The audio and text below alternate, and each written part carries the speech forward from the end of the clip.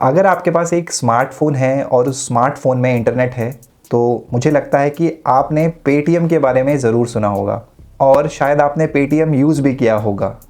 पिछले 3-4 दिनों से आप पेटीएम बैन को लेकर काफ़ी सारी चीज़ें सुन रहे होंगे कि पेटीएम को बैन कर दिया है आरबीआई ने। और इसके साथ ही साथ इतनी बड़ी फिनटेक कंपनी होने के बावजूद इस समय स्टॉक मार्केट में पेटीएम के जो शेयर हैं अपने इश्यू प्राइस के 30% पे आ चुके हैं। तो ये सब क्या हो रहा है, क्यों हो रहा है और ये पेटीएम बैन होने का क्या पूरा मामला है, आज की वीडियो में मैं आपको यही बताऊंगा। आसान भाषा में देखेंगे कि पेटीएम की कौन कौन सी सर्विसेज बैन हुई है, आप पेटीएम यूज़ कर पाएंगे या नहीं कर पाएंगे ये जानने की कोशिश करेंगे। पेटीएम में आपका पैसा सेफ है, आपका पर्सनल डाटा सेफ है कि नहीं, इसके बारे में भी हम बातचीत करेंगे। और एक रिपोर्ट के हिसाब से शायद पेटीएम का डेटा किसी चाइनीज़ फर्म को लीक हुआ है, तो इस कंडीशन में क्या हमें पेटीएम अनइंस्टॉल कर देना चाहिए, हम इसके बारे में भी बातचीत करेंगे दोस्तों। तो फटाफट शुरू करते हैं इस वीडियो को। शुक्रवार 11 मार्च को आरबीआई ने एक नोटिफिकेशन देकर ये बोला पेटीएम को कि आप पेटीएम पेमेंट्स बैंक में नए कस्टमर्स अब नहीं ले सकते। इससे पहले भी एचडीएफसी और मास्टर कार्ड के लिए भी आरबीआई ऐसे अनाउंसमेंट कर चुका है।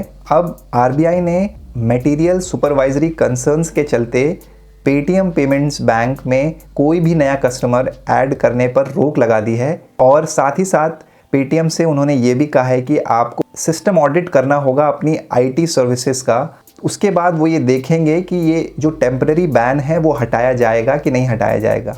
तो इस सब का मतलब कुल मिलाकर ये निकल रहा है कि आरबीआई ने कुछ कारणों से, और ये कारण है शायद डेटा को लेकर, ये देखा कि पेटीएम में कुछ चीज़ें ठीक नहीं हैं और उन्होंने पेटीएम पेमेंट्स बैंक में नए कस्टमर ऐड करने से पेटीएम को रोक दिया।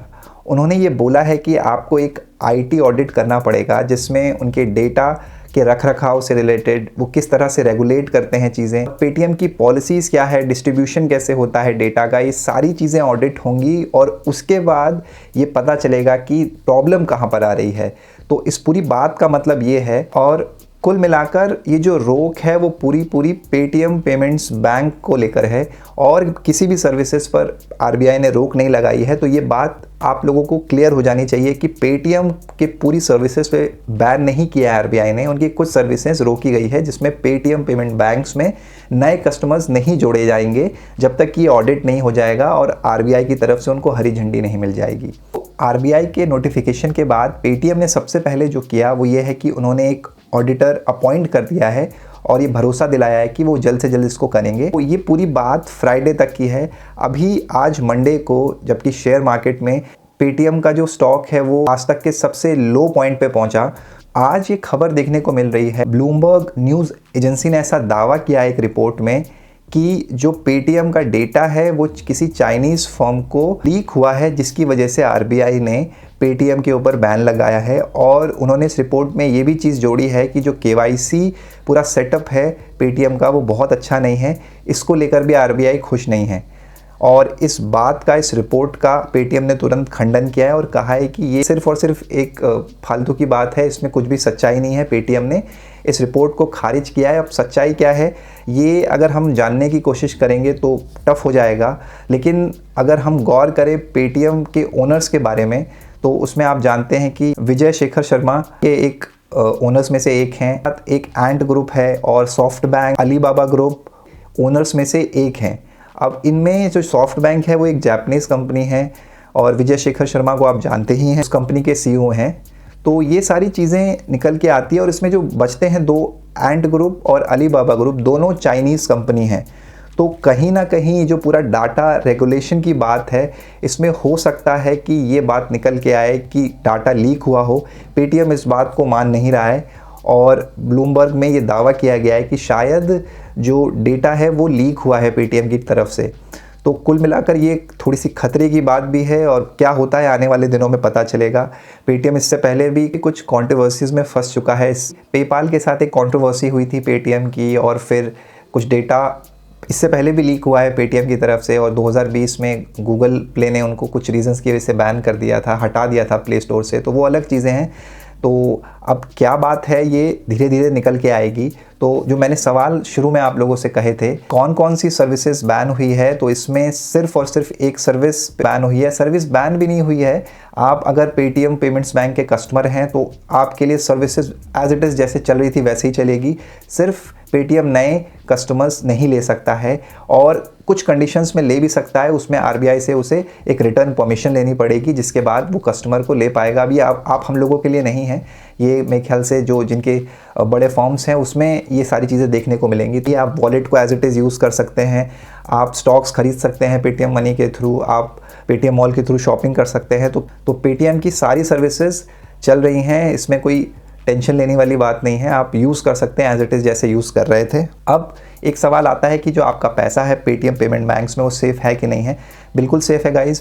एक तो पहली बात, एक फुल फ्लेज बैंक नहीं है, तो एक लिमिट तक ही आप इसमें पैसा जमा कर सकते हैं और वो जो पैसा है वो भी आरबीआई सिक्योर्ड होता है कि अगर कुछ ऐसी कंडीशन में अगर वो पैसा डूबता है तो आरबीआई आपको वो पैसा दिलाने की कोशिश करती है। तो आपका पैसा भी सेफ़ है, आपको इतना कंसर्न होने की ज़रूरत नहीं है, बहुत बड़ी बात नहीं हुई है दोस्तों। अब यहाँ पे जो सबसे ज़रूरी बात आती है, क्या आपका डेटा सेफ़ है। इस चीज़ को लेकर मैं श्योर नहीं हूँ क्योंकि आज के इस युग में कहा जाता है कि privacy is just a myth. Privacy myth है, आपका डेटा कहाँ कैसे क्या जा रहा है ये पता लगाना बहुत ही मुश्किल काम है।